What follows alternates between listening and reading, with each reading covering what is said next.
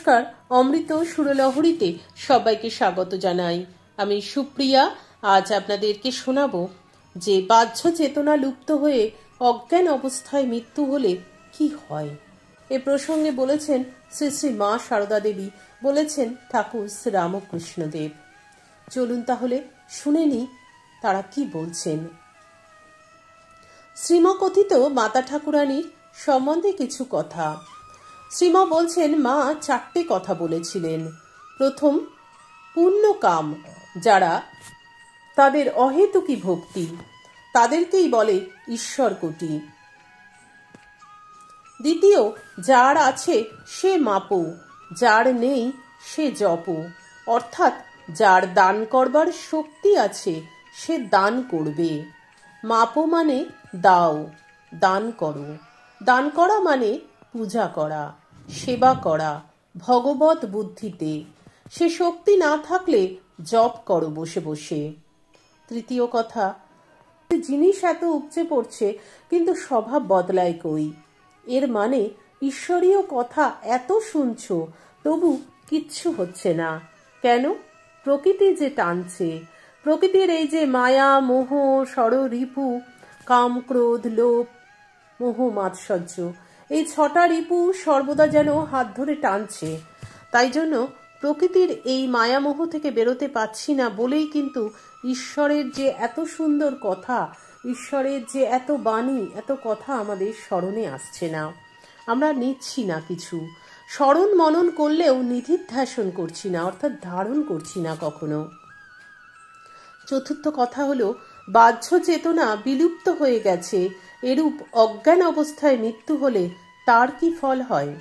এ প্রশ্নের উত্তরে মা বলেছিলেন, মৃত্যুর সময় অজ্ঞান হলে দোষ নেই, যদি অজ্ঞান হওয়ার পূর্বে ঈশ্বরের নাম স্মরণ করে থাকে তাহলেই হলো, উত্তম ফল হবে।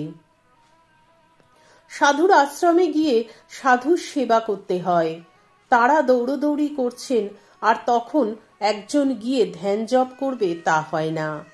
একবার মাতা ঠাকুরানীর কাছে কয়েকজন স্ত্রী ভক্ত গিয়েছিলেন। সকলে বসে ধ্যান করছেন চোখ বুজে। মা তখন গোবর দিয়ে লেপ দিচ্ছিলেন একটা জায়গায়। একটি ভক্ত উঠে গিয়ে মায়ের সঙ্গে লেপ দিচ্ছেন, অর্থাৎ গোবর লেপা বলে না, লেপন করা, সেই জিনিসটা। মা বললেন, তুমি এলে, এরা সব ধ্যান করছে। স্ত্রী ভক্ত বললেন, ছি, অমন ধ্যানের মুখে আগুন, তুমি গোবর দিয়ে নিকোচ্ছ আর আমি বসে বসে ধ্যান করব? আমি তা পারবো না। ওই ভক্তটি ঠিক বুঝেছেন কোনটি করতে হয় আর কোনটি নয়। অসাধারণ।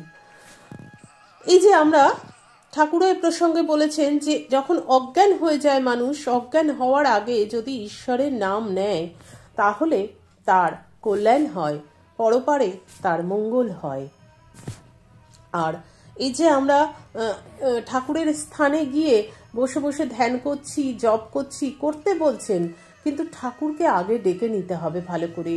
যে পদ্ধতিতে, এর আগে একটা ভিডিও আছে, আপনারা দেখে নেবেন, যে ঠাকুরকে কিভাবে আমরা প্রণাম করব। ওইভাবে ভালো করে ঠাকুরের দিকে তাকিয়ে ঠাকুরকে জীবন্ত ভেবে প্রণাম করে তারপরে যদি আমরা ঠাকুরের সামনে বসে ধ্যান জপ করি চলে। প্রাণ ভরে তাকে দেখতে হবে। শ্রী শ্রী মা একবার নিবেদিতাকে বলেছিলেন যে তুমি আমার কাছে এসেছো, তুমি এখানে বসে আবার ধ্যান জপ করবে কেন? প্রাণ ভরে মায়ের সঙ্গে কথা বলো। আমরাও কিন্তু এই পদ্ধতিটা অ্যাপ্লাই করতে পারি। আমরা আশ্রমে গিয়ে, মিশনে গিয়ে, যেখানে আমরা ঠাকুর মাকে পাই না কেন, সেখানে গিয়ে বা ঘরে বসেও ঠাকুর মায়ের সঙ্গে কিন্তু এইভাবে কথা বলতে পারি। আমরা কিন্তু ঠাকুর মায়ের বিভিন্ন কাজগুলোর কথা ভাবতে পারি। এই যে ঘটনাগুলো, এই যে কথাগুলো, এগুলো ভাবতে পারি।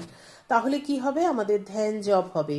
যখন মা গোবর লেপছেন সেই সময় যদি তার সন্তান বসে ধ্যান করে, জপ করে, তা কি ঠিক? ঠিক নয়।